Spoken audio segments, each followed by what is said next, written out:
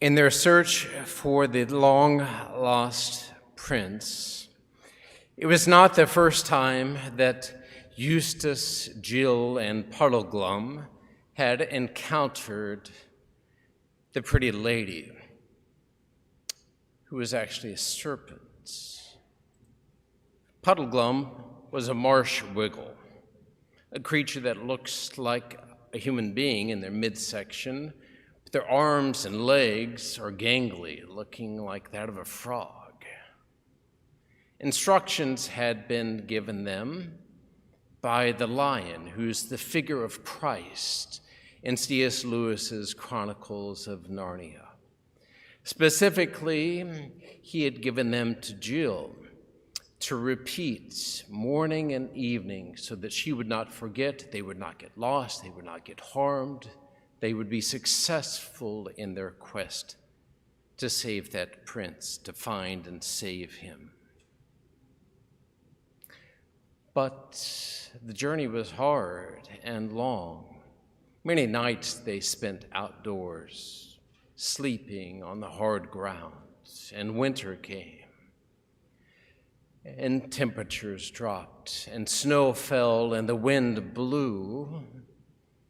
And Jill and Eustace began to neglect the repetition of the lion's words, began to forget, and yet were able to recall quite distinctly the pretty lady's voice and her words about veering off their course just briefly to stay at this warm residence with a soft bed and good food.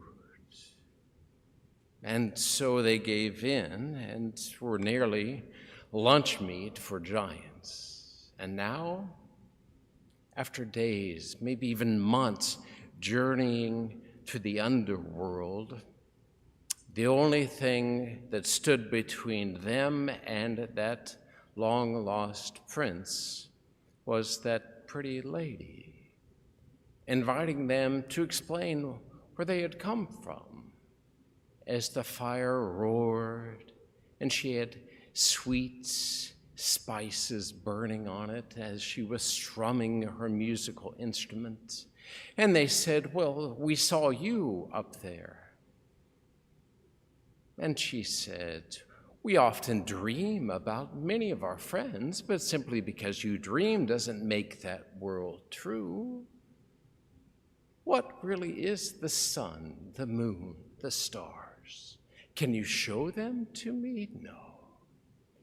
It's all a dream." And they repeated, "It's all a dream." And then Jill deep down recalled something that lion had told her, and with all her might cried out his name, which gave Puddleglum just what he needed, the courage, the strength to step forward and thrust his foot, bare naked foot, into that raging fire, knocking over the spices, sending up the smell of burning flesh, which roused them from the enchantment, just as that pretty lady reverted to her real form of a serpent, with that shrieking voice as she coiled around the prince, but not quite in time, as he, Puddleglum, and Eustace struck with their weapons of war and smote that worm in two.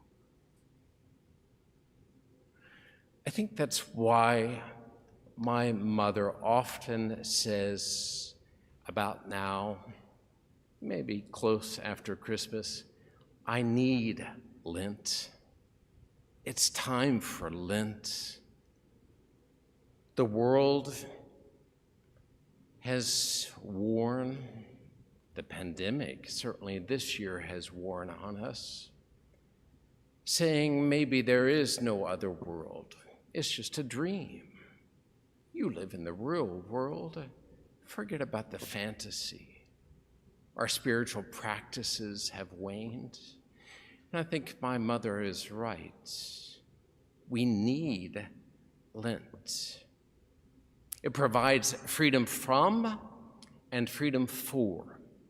Freedom from those things that would obscure us from our real mission, from our real purpose, from seeing things as they are and giving way to comforts and pleasures and losing our life in vain. Freedom from, freedom for. I thought of this last night when I got a call as I was settling down to do some work on this homily. Father, I have some bad news. The pipes broke at the school.